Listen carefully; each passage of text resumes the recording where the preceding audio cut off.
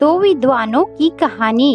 एक समय की बात है। एक गांव में एक गुरु रहते थे, जिन्हें खबर हो गई कि एक अन्य नगर में एक और विद्वान आए हुए हैं।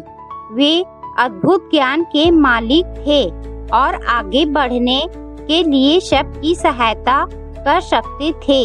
ये खबर सभी को बहुत पसंद आई और सभी लोग उस नगर में उनसे मिलने के लिए जूझने लगे।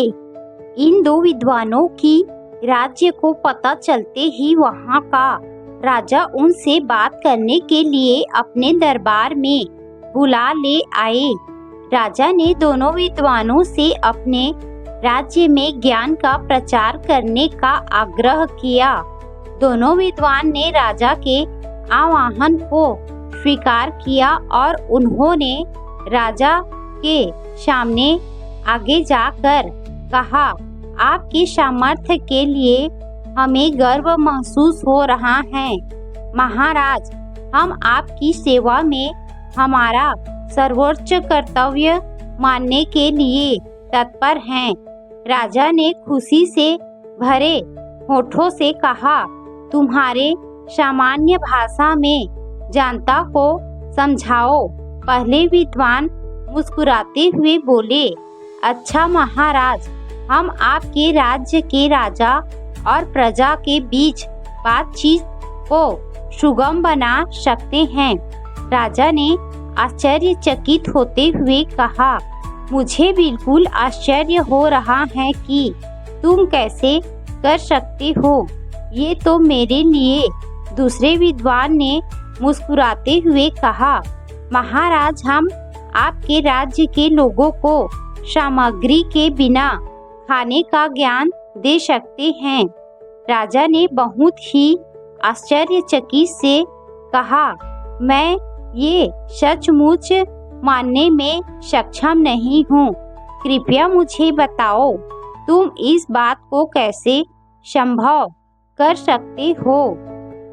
पहले विद्वान ने कहा, महाराज, हम विज्ञान का उपयोग करके एक ऐसा उपकरण बना सकते हैं जिससे हम राजा की मर्यादा के साथ बातचीत कर सकते हैं। यह उपकरण हमारे बहुत सारे प्रयोगों को सुलभ बना सकता है और आपके ग्रामीणों के बीच सामर्थ्य का निर्माण कर सकता है।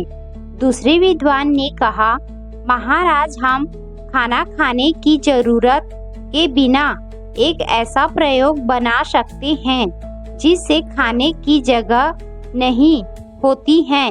यह उपकरण आपके लोगों के लिए आरामदायक और स्वास्थ्यप्रद होगा।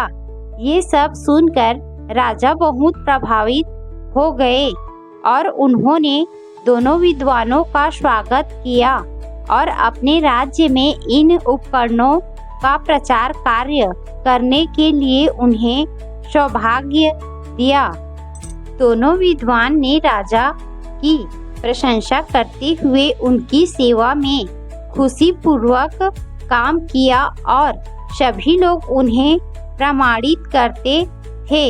इस कहानी से हमें यह सिखाया जाता है कि समय के साथ ज्ञान विकसित हो रहा है और बहुत से अद्भुत आविष्कार हमारी मदद कर सकते हैं।